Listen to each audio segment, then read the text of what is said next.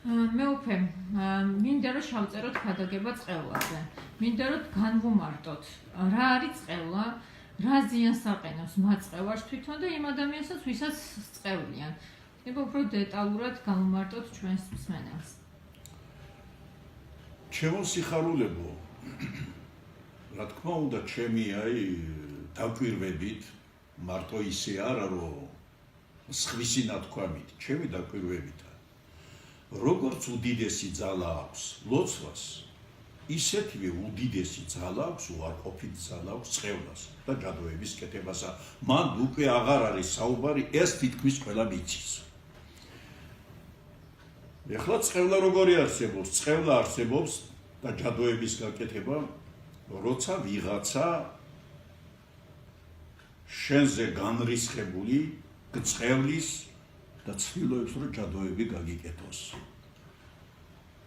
თუ შენ არა გაქვს დაცვა, აი ღვთიური მადლი დაცვა და ღვთიური ჯავშანი არ გიცავს, ღვთიური საჭურველი არ გიცავს დასაცავად და ხო, ეს წყევლა და ეს ჯადოები აუცილებლად იმოქმედებს შენზე.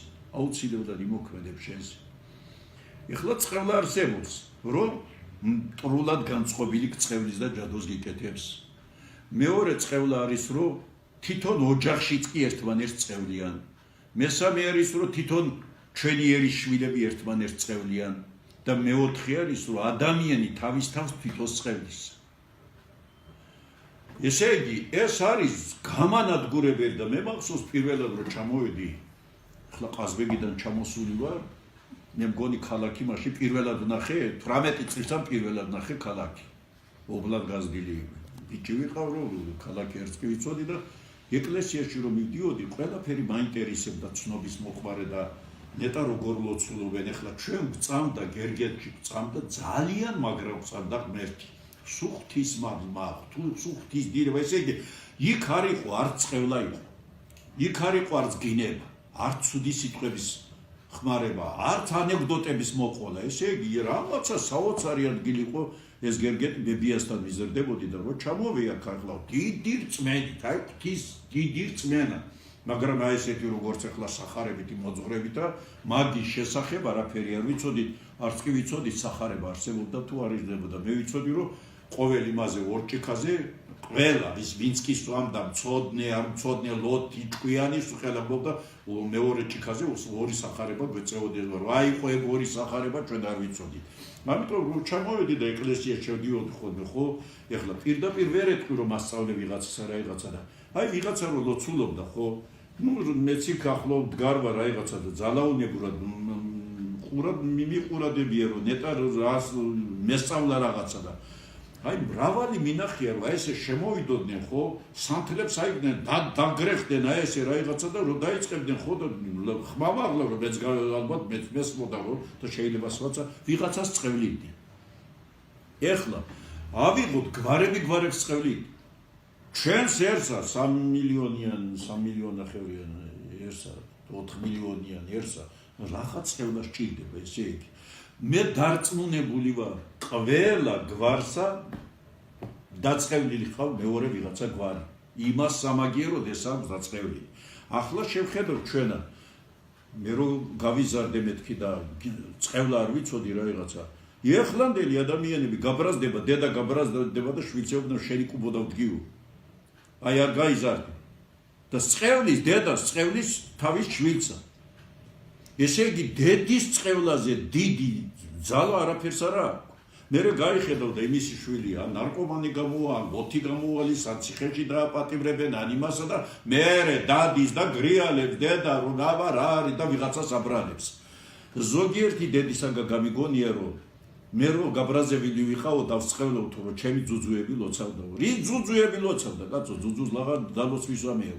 შენი ხმა გავიდა უკვე იქა რომ შენ უკვე დასწევლე შენი შვილი.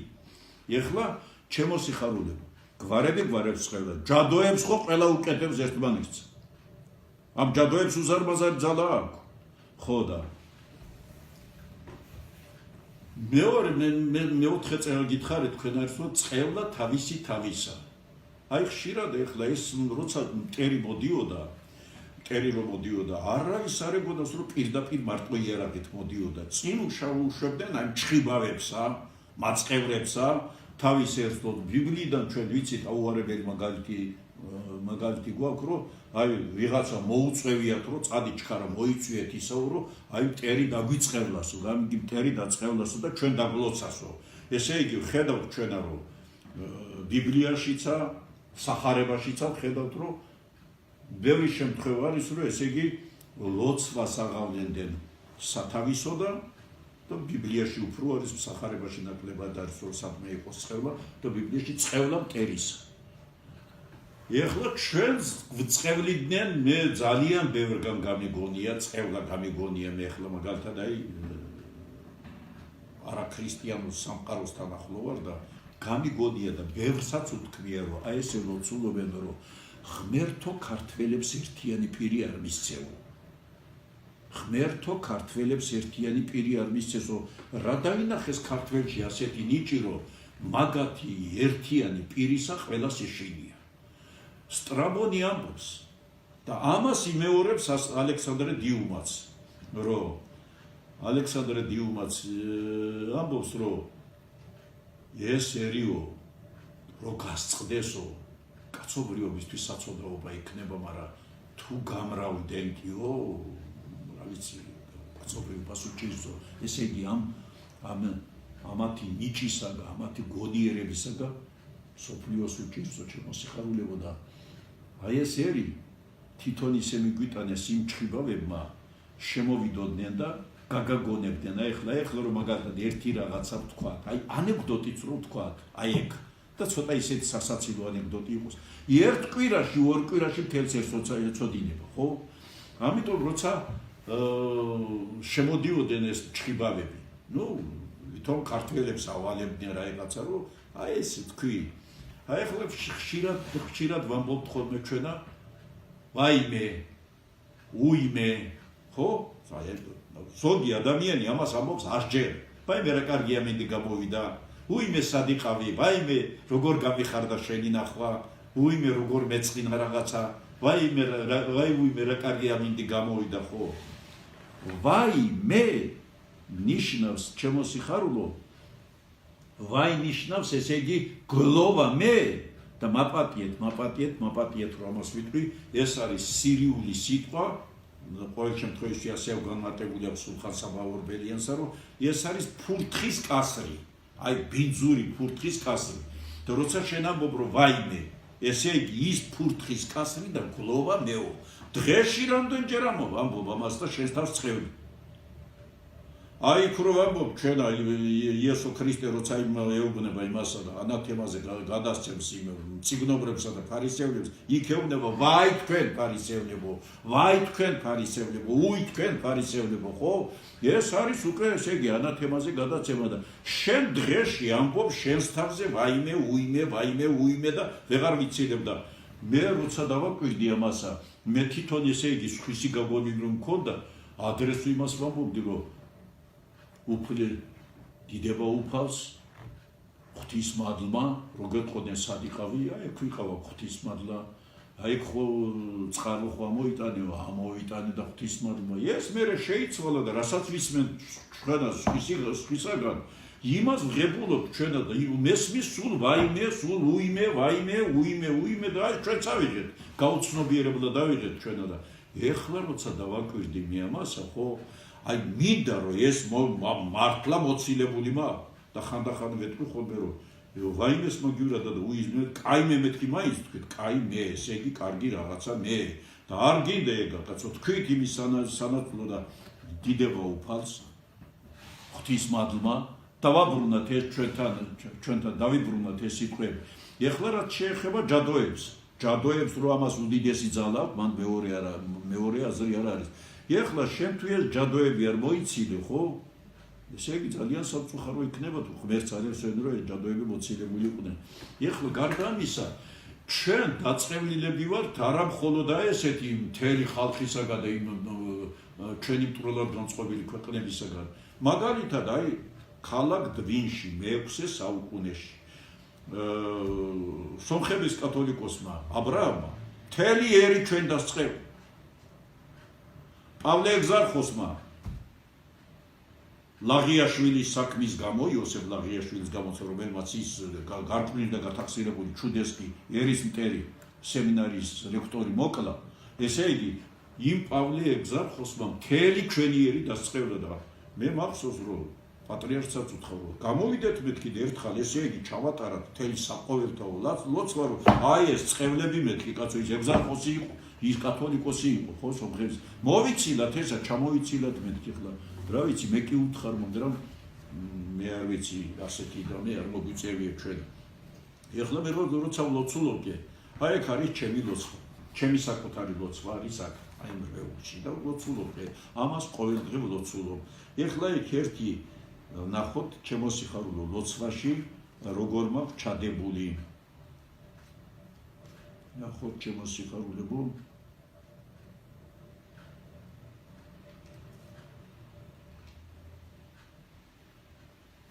აი უყურე ყოვლად ძლიერო წმინდაო სამებაო თუ კი ოდესმე ჩემი წინაპრები ან მე ან ჩემი ოჯახი ან ჩემი ოჯახის წევრები ან ჩემი მოდგმა ან ჩემი ერი ან ჩემი სამშობლო საქართველო ან კავკასია დაუწყევლიათ ვისმე ან ბოროტი ჯადოები გაუკეთებიათ ვისმე ასევე ჩემო ღმერთო წმინდაო სამებო თუ კი ოჯახის წევრებს ერთმანერთი დაგვიწყევლია მშობლებს დაუწყევლია შვილები ან ერთმანერთი დაგვიწყევლია ჩემო უფალო ან თუ ერთმანერთის დაგვიწყევლია ჩვენი მამული შვილებსა და ჯადოები გვიკეთებია ერთმანერთისათვის ძალა დააკარგვინე გააუქმე ეს წყევლები და ჯადოები რათა ვერავითარი ბნება ვეღარ მოგვიტანოთ ვერ ჩვენ გარდაცვალებულების სულებს